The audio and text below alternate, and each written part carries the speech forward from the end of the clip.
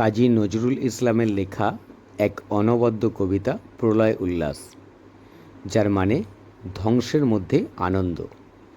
আজকে আমরা এই কবিতার ভিতরে প্রবেশ করব এবং বোঝার চেষ্টা করব যে কেন কবি এক ভয়ঙ্কর বিনাশকে আনন্দের সঙ্গে বরণ করতে বলছেন। চলো এই রহস্যটা ভেদ করার চেষ্টা করি। দেখো, কবিতার শুরুতে মনে একটা প্রশ্নের উদয় হয়, কারণ ধ্বংস তো একটা ভয়ের জিনিস, তাহলে সেটা নিয়ে উল্লাস, এত জয়ধ্বনি কেন? এটাই একটা ধাঁধার মতো ব্যাপার, যা কবিতাটির কেন্দ্রে রয়েছে। কবিতার প্রথম অংশেই কী দেখি আমরা? একটা জোরালো ডাকের আহ্বান। এখানে কিন্তু ভয় পেয়ে পিছিয়ে যাবার কথাই নেই, বরং প্রলয়কে একেবারে সামনে থেকে আমন্ত্রণ জানানো হয়। এখানে একটা জিনিস খেয়াল করার মতো, কবি কিন্তু ধীরে ধীরে ধ্বংসের জন্য আমাদের তৈরি করছেন না, একেবারেই শুরু থেকেই আদেশ দিচ্ছেন, তোরা সব জয়ধ্বনি কর। যেন একটা বিশাল বিপ্লবের পদধ্বনি, স্পন্দন অনুভূত হচ্ছে, যা তার জন্য সবাইকে স্বাগত জানাতে আহ্বান করছেন কবি। বারবার ওই কথাটাই বলেই একটা প্রয়োজনীয় বাতাবরণ তৈরি করতে চাইছেন কবি। আর এখানেই অনেকটা পরিষ্কার হয়ে যায়, কবি কালবৈশাখীর যে বিধ্বংসী ঝড়, তার সাথে নতুনের কেতন, মানে নতুনের পতাকাকে সরাসরি জুড়ে দিচ্ছেন। তার মানে এই ঝড় সাধারণ কোনো ঝড় নয়, এটা আসলে একটা নতুন যুগের একটা নতুন বার্তা নিয়ে আসছে। এখানেই প্রশ্ন হলো, কে আনছে এই প্রলয়? কবি এই ধ্বংসের শক্তিকে আমাদের সামনে যেন একটা জীবন্ত চরিত্র হিসাবে দাঁড় করিয়েছেন, আর তার নাম দিয়েছেন ভয়ঙ্কর। এখানে কিন্তু আমাদের একটা ব্যাপার বুঝতে হবে, এই যে প্রলয়, এটা হঠাৎ ঘটে যাওয়া কোনো দুর্ঘটনা নয়, বরং এর একটা উদ্দেশ্য আছে। এই ভয়ঙ্কর যেন পুরাণের কোনো দেবতার মতো, যে একটা বিশেষ লক্ষ্য নিয়ে পৃথিবীতে আসছে। শুধু এই লাইনটা দেখলেই চোখের সামনে ভেসে ওঠে কি অসাধারণ নাটকীয় একটা আগমন। হাতে তার সাধারণ কোনো মশাল নয়, একেবারে বজ্রের শিখা।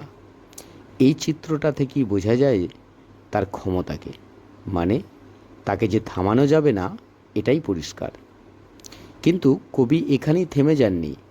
তিনি ভয়ঙ্করের এমন এক অকৃত্রিম ছবি আঁকছেন, যেটা তার অসীম শক্তিকে প্রকাশ করে। চলো দেখি কবি ঠিক কী কী উপমা ব্যবহার করে এই ভয়াল চরিত্রকে বর্ণনা করছেন। তার শরীরের প্রত্যেকটা অংশে যে এক একটি ধ্বংসের প্রতীক। একবার ভাবো তো, কী নীরব শক্তিশালী বর্ণনা। তার চুল, সেটা নাকি সর্বনাশা ধূমকেতু।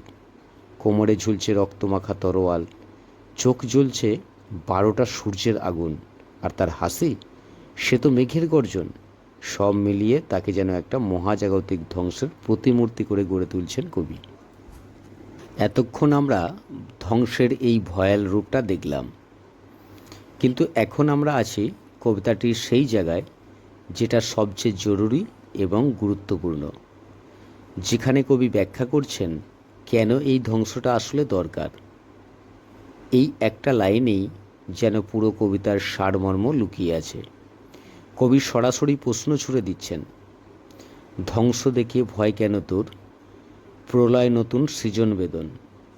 কারণ এই প্রলয় হলো নতুন কিছু তৈরি হওয়ার যন্ত্রণা।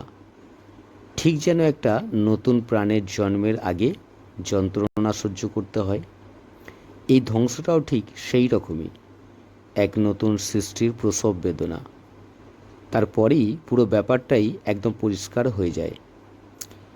একদিকে ধ্বংস হচ্ছে পুরানো অসুন্দর জিনিসগুলো, আর তার বদলে তৈরি হচ্ছে নবীন, অনন্য, সুন্দর, আর প্রাণহীনকে জীবন দেবার একটা নতুন আশা। এটা যেন একটা পরিষ্কার আদান প্রদান, পুরনোকে বিদায় দিয়ে নতুনকে জাগা করে দেওয়া। মানে এই যে ধ্বংসলীলা, এটা আসলে একটা পরিষ্কার পরিচ্ছন্নতার অভিযানের মতো, সামাজিক ও প্রাকৃতিক আদান প্রদানের মতো। এবং ধ্রুপদীকে প্রগতিশীলতার অগ্রগতিকে বোঝায়। এবং যা কিছু অচল হয়ে পাথর হয়ে গেছে তাকে যদি সরানো না যায় তাহলে নতুন আর সজীব কোনো কিছুর জন্য জায়গা তো তৈরি হবে না। এই ভয়ঙ্কর সে নিজের লক্ষ্য নয়, লক্ষ্যে পৌঁছানোর একটা মাধ্যম। তার আসল কাজ হলো নতুনের আগমনের পথটা পরিষ্কার করা, যাতে সৌন্দর্যের আগমনটা মসৃণ হয়। আর এই লাইনটাই যেন পুরো কবিতার আত্মাটা ধরা দেয়।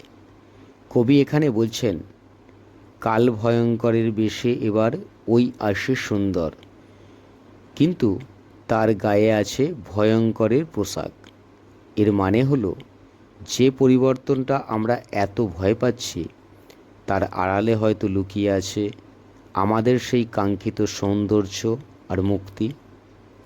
এই পুরো আলোচনার শেষে আমাদের ভাবায় আমাদের নিজেদের জীবনেও কি এমন অনেক বড় পরিবর্তন বা বিপর্যয় আসে, যা শুরুতে খুব ভয়ঙ্কর মনে হলেও পরে দেখা যায় সেই আমাদের নতুন কোনো সম্ভাবনার দরজা খুলে দিয়েছে।